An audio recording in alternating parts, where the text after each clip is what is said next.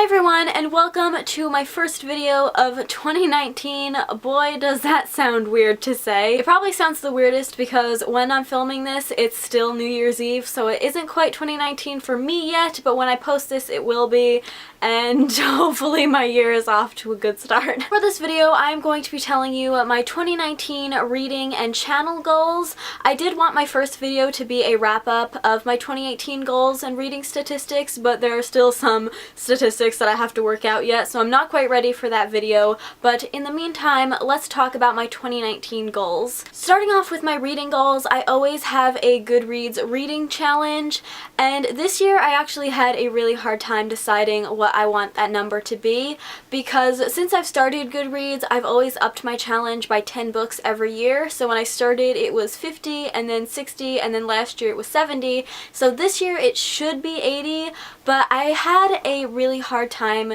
deciding if I wanted to do that or not. This year I have a full-time job, so even though for 2018 I did just reach 80 books, most of that reading got done before I got my job, because after I got my job it just took away a lot of my reading time. So I did run a poll on Twitter and I asked you guys if I should challenge myself and set my goal to 80 books or if I should take it easy and set it to 50, and setting it to 50 books and taking it easy is what won the majority of votes. But not that I don't value your guys' opinion, I decided to go to the most valued opinion, which is my mother, and I asked her if I should set it to 80 or 50, and she said that I should set it to 80 books because anything worth achieving isn't easy, or something like that. So yes, this year my Goodreads reading challenge is set to 80 books, and even though that is quite a lot, at least for me, like some people have full-time jobs and read like 180 books, but that is not even within reason for me. If I did the math correctly, which I probably didn't, but we're gonna pretend like I did, if I read 1.5 books a week, then I can read 80 books by the end of the year. And 1.5 books a week sounds a lot more reasonable than when you put it in perspective of 80 books in a year. Yeah, that is reading goal number 1 and reading challenge number 1. Reading goal 2 and challenge 2 is the A to Z reading challenge, which I would like to try and accomplish in 2019. Now, I don't know who first created this challenge, but I saw Melissa over at the Bookish Babbler do this on her channel last year, and it really inspired me to do it this year. So if you don't know what the A to Z challenge is, you basically read 24 books, and each book, the first letter of the title has to correspond with a letter in the alphabet. Hopefully I'll be able to complete all 24 of these books. However, it just dawned on me that, like, what book starts with the letter X? Or Z for that matter, like. So we'll see how this challenge actually goes. It might require a little bit of cheating, but that's alright. My next goal is one that I had last year that I know for a fact I didn't finish, but I really want to stick to it this year, and that is when I buy books, I want to read them within a month or 2 of buying them. I failed miserably with that challenge last year, so hopefully this year I can stick to it a little bit more. I'm going to try and cut down on my book buying, which will definitely make this challenge a lot easier to complete. But yeah, that's one that I really want to stick to, because another challenge that I didn't make it like an official one, but this is like kind of always a goal, is just to read my physical TBR.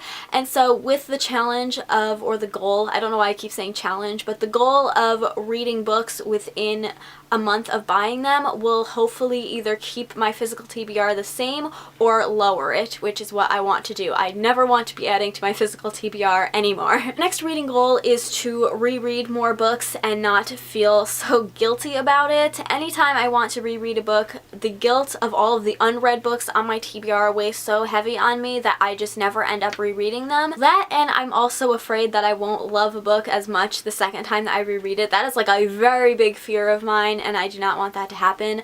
But there are quite a few books that I have wanted to reread for a couple years now, and I haven't gotten around to doing it because I just think there's all these other books that I really want to read that I haven't read before, and I feel like I'm running out of time, like I'm gonna die in like a matter of moments and I need to read all these books before it happens. Hopefully that isn't going to happen, and I do have time to reread some of my favorites. So I actually do plan on making a video of all the books I'd like to try and reread in 2019, so look forward to that in a little bit. And that's pretty much all for my reading goals. I watched a lot of other people's reading goals this year, year, and a lot of them consist of like, I want to read more nonfiction books, or I want to read more books by this author, or more new releases, or more backlist books.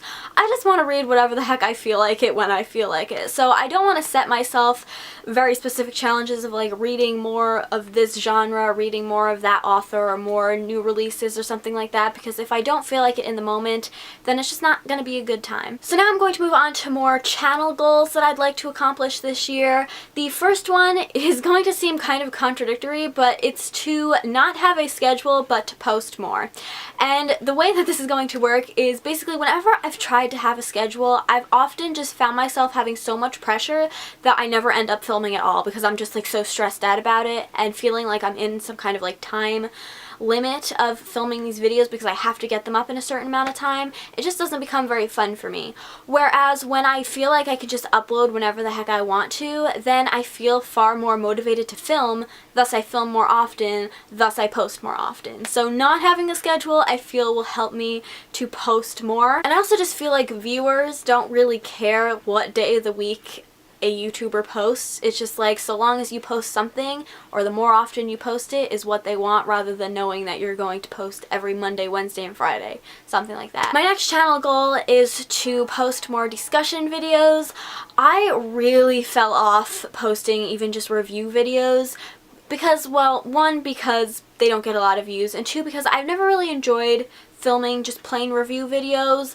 But in 2018 I posted discussion videos for the first 3 books in the Mortal Instruments series, and I mean like spoilery discussion videos, and I found those to be so much more enjoyable. Being able to just like talk about spoilers and just discuss things without feeling like I have to stick to this like very formal reviewing format without being able to spoil anything. I would like to post more specifically spoilery discussion videos. I'm hoping to continue on with my reading of the Mortal Instruments and Infernal Devices books and posting discussion videos for each one of those, so that should be pretty fun. And again, that's pretty much all for my channel goals. I don't have a lot of goals this year because I just want to keep things pretty simple and easy and enjoyable for me, and setting all of these different like goals and challenges is not going to make it super fun. I thought I'd talk a little bit about the stuff that you can expect on my channel this year. These are not set in stone things, so don't take it as that, but these are just more ideas that I'm very excited for right now, so I want to talk about them. I have a ton of ideas for videos in 2019. One of the ones that I'm very excited for are the like kind of TBR challenge sort of videos. Kind of like the things that Books and Lala posts a lot of, but hopefully I can do kind of like my own things and not just copy all the ones that she's done already. The only thing about the TBR kind of challenge videos is that I want to do them in months where I'm not doing readathons, because because you know, for readathon challenges you have to pick these very specific books to meet the challenges, and they might not always fall into the books for that TBR challenge, if that makes sense. Hopefully it does. I'm not making any sense today. And that kind of leads me into my next thing, which is readathons. I'll be hosting at least 3 readathons this year. One is going to be in February, which is the In Love-a-thon. The next one will hopefully be happening in May, which is the Disney Read-Along. That'll be round 2 of that. And then round 4 of A Very Merry Readathon will of course happen in December. I'm super excited for all of these, and hopefully I will be participating in some other readathons this year that I'm not necessarily hosting. One that I definitely want to participate in is the biannual Bibliothon, which is happening in January this month. Would like to participate in the Booktubeathon, which I've currently forgot what the new name is for it. I think it's like the Reading Rush or something like that, but I do want to participate in that. And the other readathon that I really want to participate, but I don't know if I'm going to be able to, is the 24 in 48 readathon. I did that last year and I ended up reading the entirety of City of Glass in one day, and I absolutely loved that.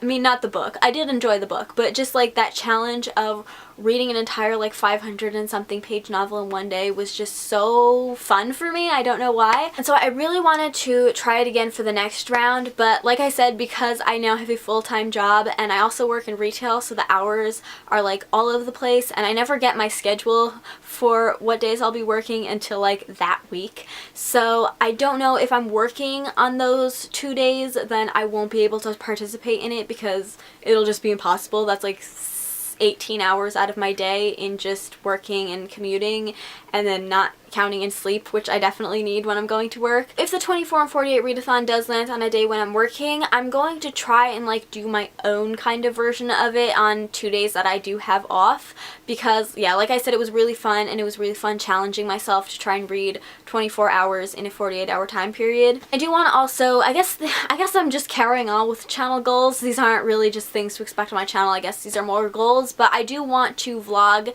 every time that I do participate in a readathon. I guess vlogging kind of holds me accountable a little bit more with trying to actually complete all of the challenges. There are also just a bunch of other videos and series that I want to start on my channel in 2019. I also would like to try and incorporate some things outside of reading and books. Not gonna get too specific with these kinds of series and stuff that I want to start, just in case they don't actually happen, but hopefully they will, and if they do, I'm very, very, very excited for them. And yeah, I think that is pretty much all for my reading and channel goals for 2019. Leave me a comment down below and let me know what your goals are for 2019, whether they're reading or channel goals or otherwise. Just let me know. And yeah, that is all for this video. I hope you guys enjoyed it. If you did, please give it a thumbs up and subscribe if you haven't already, and I will see you in my next one. Bye! You hear that, Samson? Beautiful.